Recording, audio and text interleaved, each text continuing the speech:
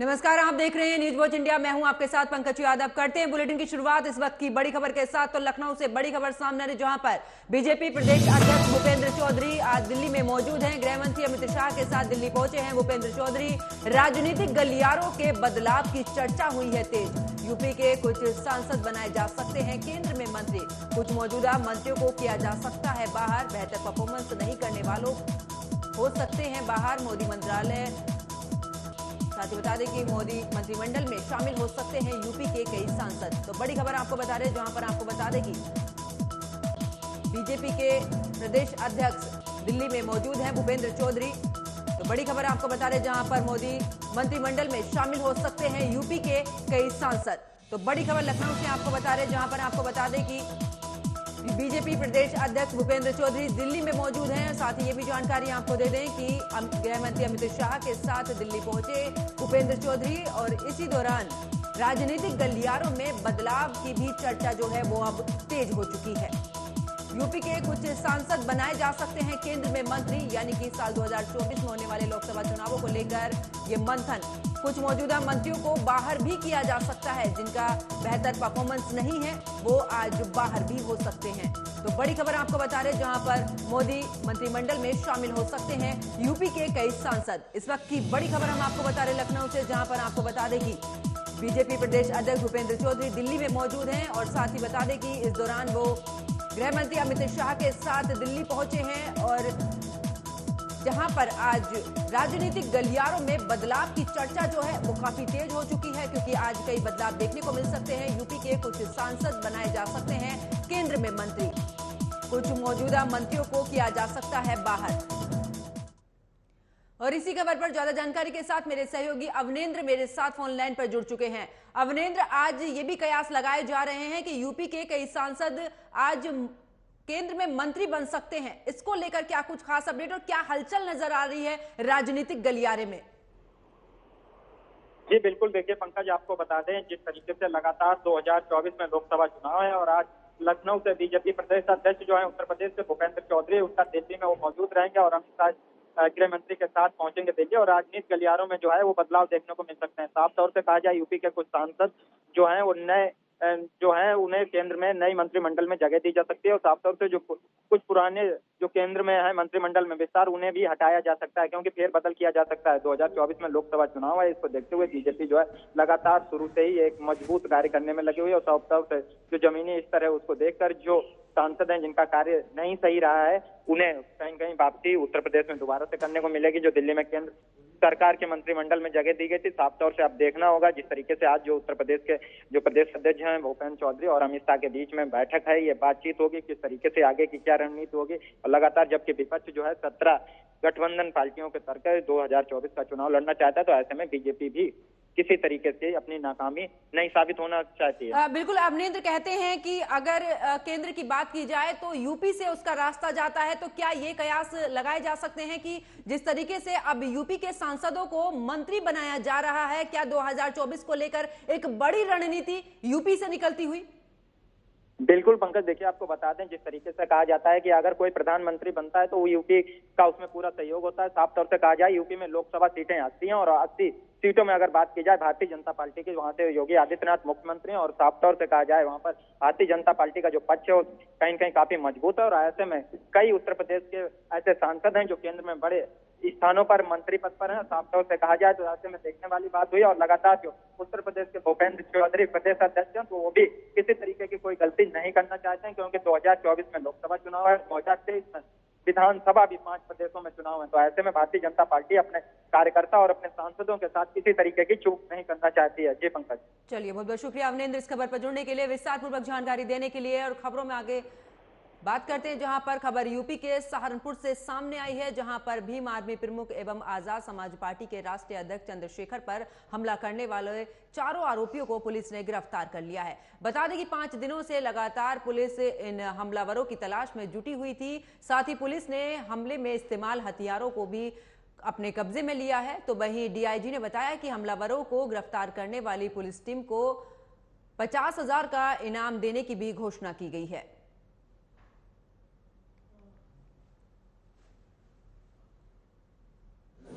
करो दूसरे की भी इसमें एसएसपी सहारनपुर द्वारा त्वरित तौर पर 5 टीमें बनाई गई थी।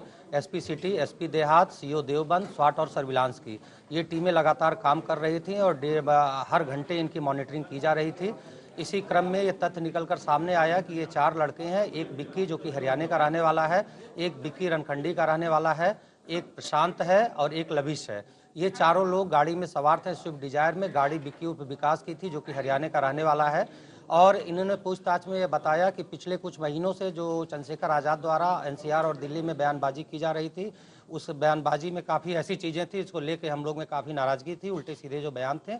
इसलिए ये लोग आ रहे थे और टोल पर, रोहाना टोल पर इन्होंने देखा कि चंद्रशेखर का काफिला था। तत्काल इन्होंने अटैक करने का प्लान बनाया और पीछा करते हुए इन्होंने देवबंद में जाकर उनकी गाड़ी पर फायर किया। कुल 3 राउंड फायरिंग के द्वारा की गई है जो 315 बोर के तमंचे से की गई है और इन अभियुक्तों में से कुछ का आपराधिक इतिहास पूर्व में 307 और लूट का रहा है। जो एक दो घटनाएं हैं जो प्रेस नोट में हमने मेंशन कर रखा है। और अब खबर यूपी के आगरा से है, जहां पर बीजेपी विधायक पुरुषोत्तम खंडेलवाल सड़क पर ही खुलेआम पुलिसकर्मियों को गालियां देते दिखाई दे रहे हैं, मगर पुलिसकर्मी चुपचाप मुस्कुराकर देख रहे हैं। बीजेपी विधायक पुलिसकर्मियों पर आरोप लगा रहे थे कि खुलेआम गुंडई कर रहे हैं, सीट बेल्ट के नाम पर पैसों की उगाही कर रहे हैं। वहीं पुलिसकर्मियों को गाली देने वाला वीडियो इन दिनों सोशल मीडिया पर काफी जमकर भी वायरल हो रहा है। जानकारी के मुताबिक कमला नगर सेंट्रल बैंक के पास ट्रैफिक पुलिसकर्मी तैनात थे। एक 4 पहिया वाहक और इस दौरान चालक रॉन्ग साइड से घुस गया। उसे ट्रैफिक पुलिसकर्मियों ने रोकने की कोशिश की। इसे लेकर पुलिसकर्मी और वाहन चालक के बीच में विवाद हो गया। ट्रैफिक पुलिसकर्मी ने उसे नियम का हवाला देकर सीट बेल्ट ना लगाने और रॉन्ग साइड से आने की बात कही थी। वाहन चालक विधायक पुरुषोत्तम खंडेलवाल का परिवार था। उसने मौके पर विधायक पुरुषोत्तम खंडेलवाल को बुला लिया। विधायक ने चौराहे पर खड़े होकर वरिष्ठ पुलिस अधिकारी से बात करते हुए ट्रैफिक पुलिसकर्मी को खूब हड़काया और उसे गालियां देते हुए पीटने तक की बात कही। स्वास्थ्य वसूली का अड्डा बना दिया है। जो इन्हें बाहर की गाड़ी देखी पैसे केवल उठाने लगा।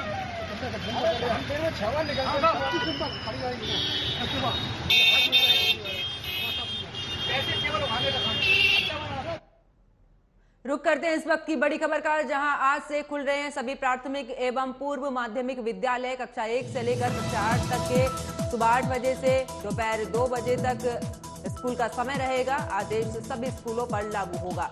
तो बड़ी खबर आपको बता रहे हैं, जहां पर आज से सभी स्कूलों जो हैं वो शुरू हो चुके हैं। सुबह 8 बजे से दोपहर 2 बजे तक सभी स्कूलों का समय रहेगा। तो बड़ी खबर आपको बता रहे हैं, जहां पर आदेश जो है वो सभी स्कूलों पर होगा लागू। तो बड़ी खबर आपको बता रहे हैं, जहां पर बता दें कि आज से खुल रहे हैं सभी प्राथमिक एवं पूर्व माध्यमिक विद्यालय। कक्षा 1 से लेकर कक्षा 8 तक सुबह 8 बजे से दोपहर 2 बजे तक सभी स्कूलों का समय रहेगा। आदेश सभी स्कूलों पर लागू होगा।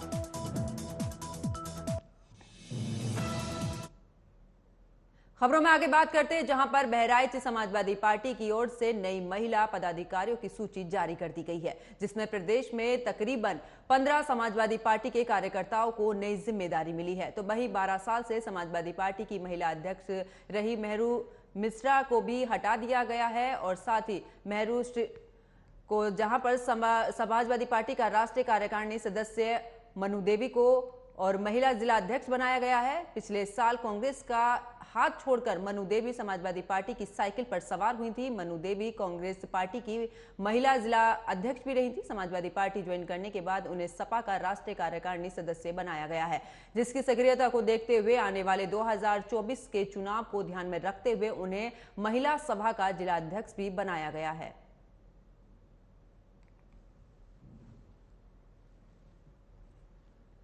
खबरों में आगे बात करते हैं कानपुर की, जहां पर कानपुर के अकबरपुर तहसील क्षेत्र में स्कूल की जगह चर्च के निर्माण का मामला सामने आया है, जहां पर स्कूल की आड़ में अवैध तरीके से चर्च का निर्माण किया जा रहा था। तो वहीं सेंट मेरी स्कूल सोसाइटी के सचिव के एंटोनी ने भी अवैध चर्च को लेकर एक बयान जारी किया है, जिसमें के एंटोनी ने अवैध चर्च का निर्माण रुकवाने के साथ ही उसे खुद ध्वस्त करने की बात कही है। के एंटोनी के बयान पर बजरंग दल बीएचपी के प्रांतीय मंत्री राजू पोरवाल ने हमला बोलते हुए कहा कि के एंटोनी का स्वामित्व ही चर्च की जमीन पर नहीं है, तो अवैध चर्च कैसे हटाएंगे।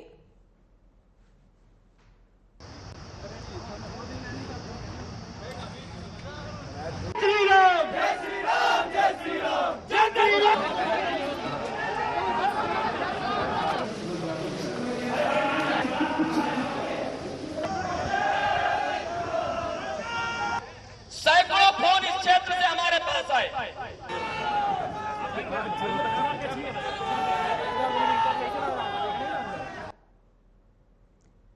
तो कानपुर से ये खबर सामने आई है, जहां पर आपको बता दें कि स्कूल की यार्ड में चर्च का निर्माण कराया जा रहा था, जिसको लेकर अब बजरंग दल के कार्यकर्ताओं के साथ में वीएचपी के कार्यकर्ता भी पहुंचे। और साथ ही आपको बता दें कि इसको लेकर के एंटोनी ने भी अवैध चर्च को लेकर बयान जारी किया। उन्होंने कहा कि इस चर्च को जो निर्माण चल रहा था उसको ध्वस्त किया जाएगा। तो कानपुर का ये पूरा मामला है, जहां पर आपको बता दें कि आप तस्वीरों में देख सकते हैं किस तरीके से स्कूल की यार्ड में ये चर्च का निर्माण कराया जा रहा था। लेकिन जब इसकी जानकारी बजरंग दल और साथ ही वीएचपी को लगी तो वहां पर मौके पर पहुंचे और इसको लेकर एक मार्च भी निकाला है। और इसी खबर पर ज्यादा जानकारी के साथ मेरे सहयोगी गौरव शुक्ला मेरे साथ फोन लाइन पर जुड़ चुके हैं। गौरव, जिस तरीके से स्कूल की यार्ड में चर्च का निर्माण कराया जा रहा था, इसको लेकर क्या कुछ खास अपडेट और क्या कुछ कार्रवाई की जा रही है?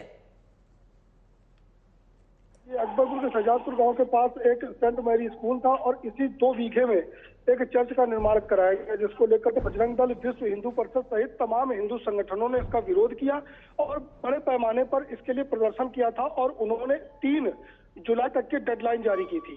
अगर 3 जुलाई तक जिला प्रशासन इसमें कार्रवाई करके इस अवैध जो चर्च है इसको ध्वस्त नहीं करता है तो 4 जुलाई को वो बड़े स्तर पर प्रदर्शन करेंगे और स्वतः इसे ध्वस्तीकरण की ओर ले जाएंगे।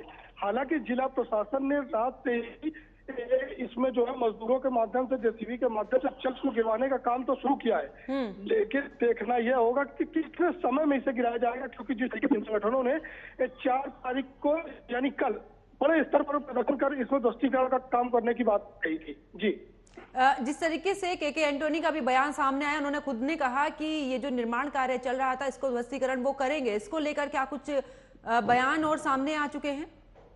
देखिए, जिस तरीके से ये अवैध चर्च का मामला सामने आया था और इसमें प्रदर्शन तमाम साधु संत, चाहे वो चित्रकूट के संत हो या पनकी धाम के महामंडलेश्वर हो, तमाम साधु संत भी इसके विरोध में आ गए थे और सीधे जिलाधिकारी पर इस बात का आरोप लगाया था कि वह अपने कार्यकाल में कानपुर देहात में 39 ऐसे चर्च जिनमें नवीनीकरण के माध्यम से निर्माण कार्य कराया।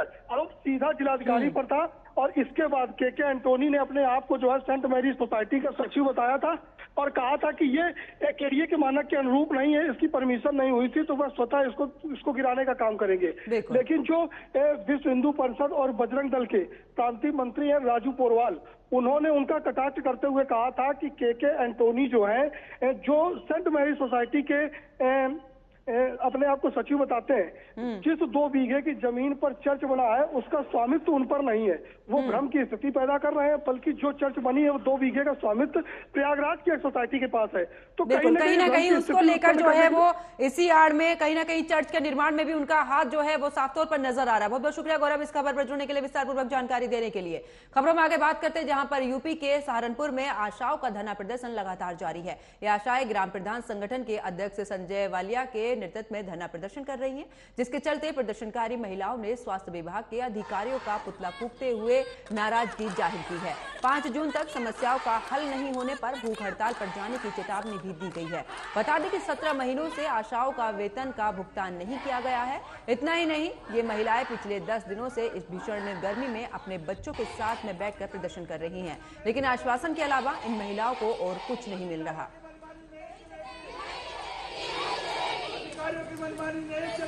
स्वास्थ्य विभाग, स्वास्थ्य विभाग, स्वास्थ्य विभाग, जल्दी क्या दो मर गया, मर गया, मर गया, अशोक मर गया।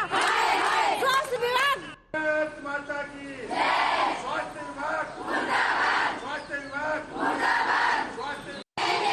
देश की आशाएं जिन्होंने कोरोना काल में स्वास्थ्य विभाग की तरफ से घर घर जाकर कोरोना को भगाने का काम किया, उसके बाद योगी जी ने खुश होकर प्रोत्साहन राशि 1500 रुपये ने देने का हर महीने काम किया। इनका फिक्स मानदेय नहीं होता है, इनका अलग अलग कामों का अलग अलग मानदेय होता है। इन आशाओं का अगर मानदेय 8000 बनता है, 1500 उसमें सीएम योगी का प्रोत्साहन राशि मिलती है, तो माने 10,000 बन गया। इन्हें देने काम करते 2200 रुपये। उसके बावजूद 1 महीने दिया, 2 महीने छुट्टी कर ली, 2 महीने दिया, फिर 1 महीने छुट्टी कर ली।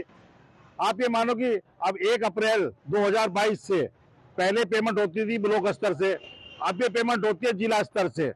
और जब से जिला स्तर पे पेमेंट आने का काम हुआ है, वहां के 3 बड़े बागड़ बिल्ले हैं, खालिद जी, ब्रजेश जी और ज्ञानेंद्र शुक्ला जी और सीएमओ साहब, चारों मिलके इस पे।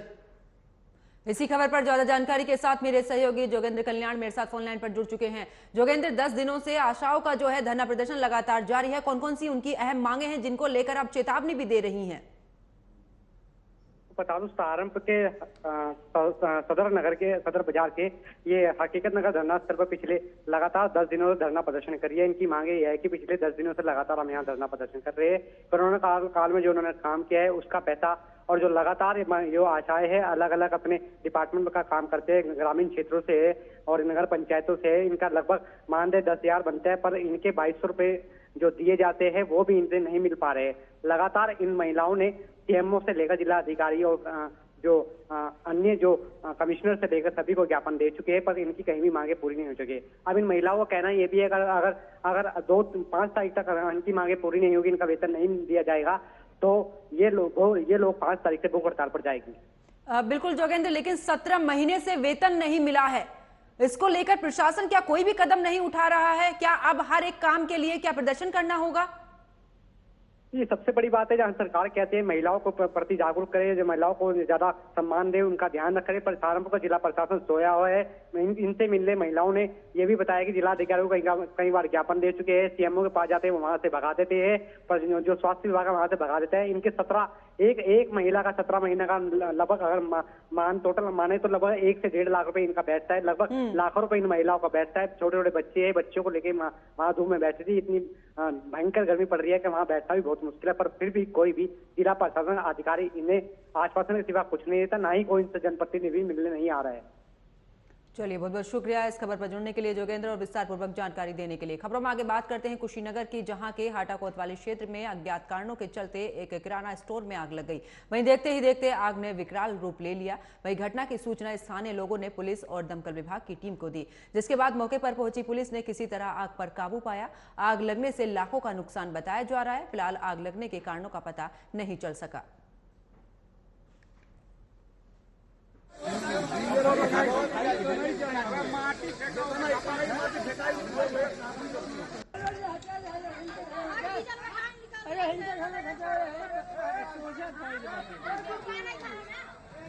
और अब खबर यूपी के गाजियाबाद से सामने आ रही है, जहां पर लोनीगिरी मार्केट में स्थित श्री काली पलटन मंदिर में लोग चमत्कार होने का दावा कर रहे हैं। जी हां, वहां पर मौजूद लोगों का कहना है कि मंदिर में नंदी महाराज की मूर्ति दूध पीते नजर आ रही है। तो वहीं नंदी महाराज की मूर्ति को दूध पीता देख सैकड़ों श्रद्धालु नंदी महाराज को दूध पिलाने के लिए लोनी के मंदिर पहुंच रहे हैं, जिसके चलते श्रद्धालुओं की भारी भीड़ मंदिर में इकट्ठा हो गई है।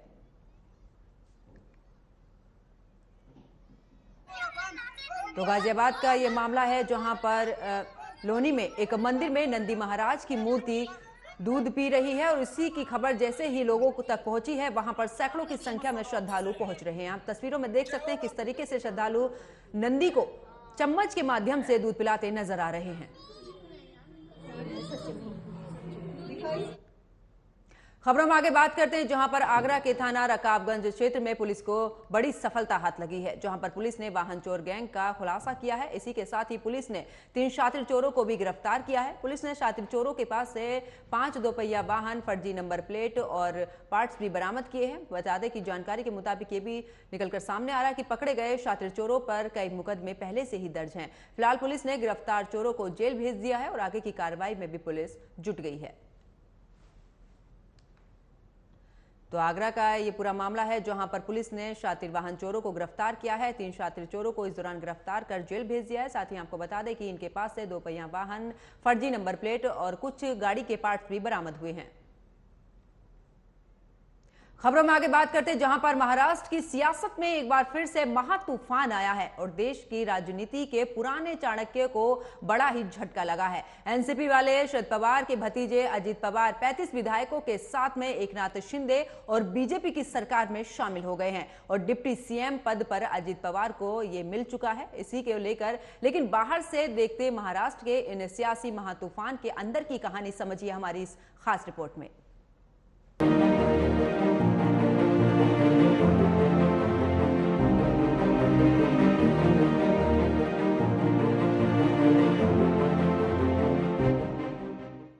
तुम तो ठहरे परदेशी वाले गीत की वो पंक्तियां तो आपको याद ही होंगी। ये साल दूसरा है, वो साल दूसरा था। लेकिन महाराष्ट्र की सियासत में आए तूफान के लिए हर साल एक जैसा ही है। वर्तमान वाले साल में भी तूफान आया और बीते साल में भी तूफान आया था। पिछले साल यानी कि सन 2022 में भी यही महीना था, तपती गर्मी वाले जून का महीना। और एक साल बाद यानी कि 2023 में सिर्फ 2 दिन आगे यानी कि 2 जुलाई महाराष्ट्र में सियासी तूफान फिर से आया। महाराष्ट्र की सियासत में इस बार महातूफान देश की राजनीति के पुराने चाणक्य कहे जाने वाले के घर पर आया, यानी कि तूफान शरद पवार के घर पर। तूफान की गति इतनी तेज थी कि शरद पवार की पार्टी एनसीपी के आधे से ज्यादा विधायक अपने साथ ले गया। तूफान की गति का वेग इसलिए भी अधिक था क्योंकि तूफान शरद पवार के भतीजे अजीत पवार ही लाए थे। चाचा को छोड़कर सरकार के साथ हो गए हैं, डिप्टी सीएम बन गए हैं, एनडीए में शामिल हो गए हैं। एनसीपी के पास 53 विधायक थे, जिनमें से 35 विधायक अजीत पवार अपने साथ ले गए और विधायकों के अजीत पवार की तरफ जाने का सिलसिला अभी भी बढ़ रहा है, यानी कि आंकड़ा बढ़ सकता है। अब याद कीजिएगा वो दिन जब शरद पवार और अजीत पवार ने अपनी आत्मकथा के दूसरे संस्करण को लॉन्च किया था। ये लॉन्चिंग कार्यक्रम उद्धव ठाकरे की सरकार के गिर जाने के बाद किया गया था। तब शरद पवार ने कहा था कि उद्धव ठाकरे में अनुभव की कमी थी, वो राजनीतिक तौर पर सभी खबरों पर नजर नहीं रखते थे, इसलिए सरकार गिरी। और ये उनकी आत्मकथा किताब में भी लिखा है।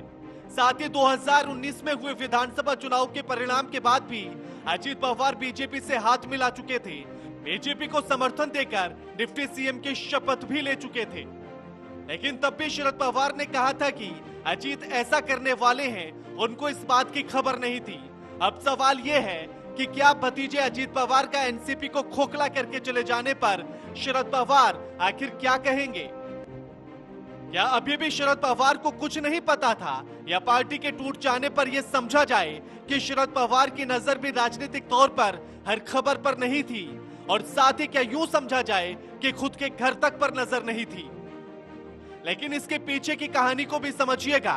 अभी 2 से 3 दिन पहले ही महाराष्ट्र के डिप्टी सीएम देवेंद्र फडणवीस ने कहा था कि 2019 में सरकार बनने को लेकर शरद पवार से चर्चा हुई थी, और इस बात को शरद पवार ने भी कबूल किया था। तो क्या यूं समझा जाए कि ये सब कुछ शरद पवार के इशारे पर ही हुआ है, क्योंकि शरद पवार शायद दोनों हाथों में लड्डू लेने की नीति पर ही काम कर रहे हों, जैसे 2019 में किया था। Bureau report, news watch India. और मेरे साथ फिलहाल खबरों में इतना ही। आप देखते रहिए न्यूज वॉच इंडिया। नमस्कार।